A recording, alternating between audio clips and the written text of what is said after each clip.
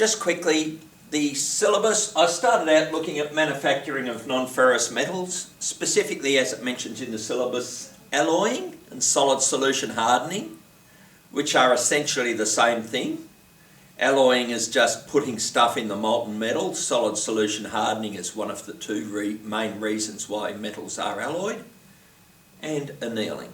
So that's the manufacturing processes relating to that. But earlier on in the syllabus it talks about environmental implications. Let's have a look at the two main metals. Aluminium, used in transport systems because of its light weight and low density and its high corrosion resistance, as well as steel, which is used for its high earth strength and cost because it's cheap, as well as formable.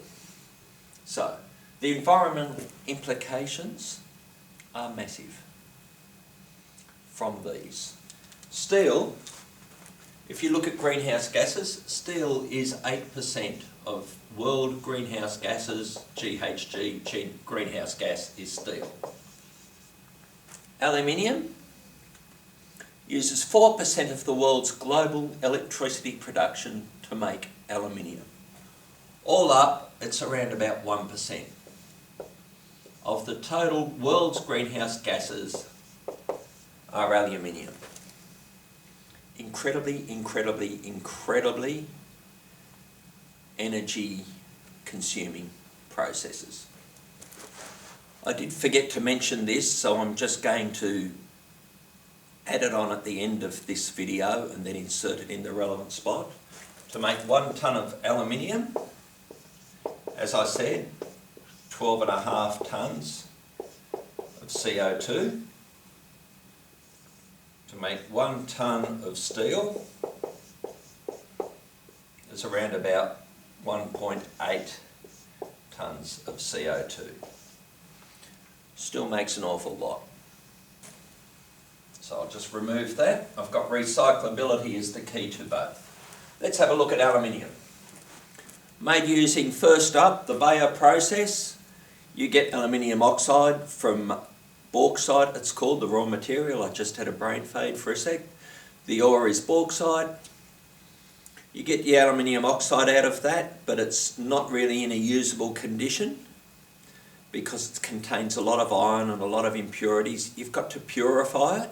They heat it up in baths of caustic soda, treat it, and basically then extract the aluminium from the mud, and they leave masses of highly caustic mud, red mud, behind. They've got to get rid of. So now we've got the aluminium oxide. We dissolve it in sodium fluoride. You heat it up to 1,000 degrees and then you electroplate molten aluminium out of molten sodium fluoride aluminium oxide mixture. It's incredibly energy intensive. You need a power plant next to an aluminium smelter to get it to work. It uses that much electricity. So aluminium, you don't need to know the number for your exam, makes about 12.5 tonnes of carbon dioxide per tonne of aluminium. Absolutely massive amounts. One aluminium can, just to put it in perspective, makes about that much, 0.7 or 0.8 of a cubic metre of greenhouse gas, just to make one aluminium can. So that's production. Once you make it, it's really cheap to recycle. It uses 1/20th of the electricity and the power requirement to recycle it. Aluminium melts at 550 degrees. It's low temperature. Pure aluminium melts at about 660, but the alloys they use melt at a lower temperature. So, aluminium, production is huge. Refining, melting and reusing aluminium is highly preferred because it uses 5% of the power and therefore 5% of the cost. So recycling aluminium has been promoted for as long as I can remember as a kid. They wanted every aluminium can back because it's cheap. So much cheaper to recycle aluminium, so much better for the environment. The sodium fluoride makes hydrofluoric acid, which is incredibly potent. It goes through skin, it eats your bones. A guy I worked with used to work in Siberia in the Soviet era, and he knew when he was 60 kilometres from his aluminium smelter, because the hydrofluoric acid had killed every tree that was in existence around the plant. So he was just going through a forest, and when all the trees died, he knew he was 60 kilometres from the aluminium smelter. Things change, environment changes, that's how it was. Steel.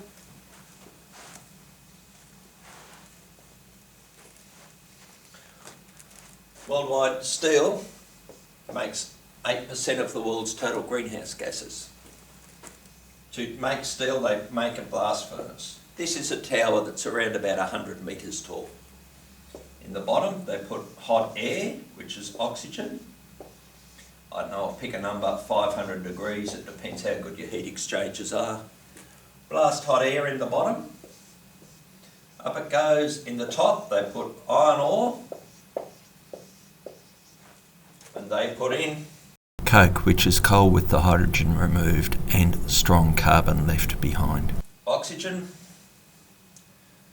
burns the coal. In here we get carbon monoxide plus iron ore. The oxygen would rather live with the carbon monoxide. So the iron falls out, it gets stripped off, the oxygen gets stripped off, the iron gets turned into liquid iron, and carbon dioxide goes out. 8% of the world's greenhouse gases go out of blast furnaces and later steel refiners. So, incredibly energy intensive, but necessary.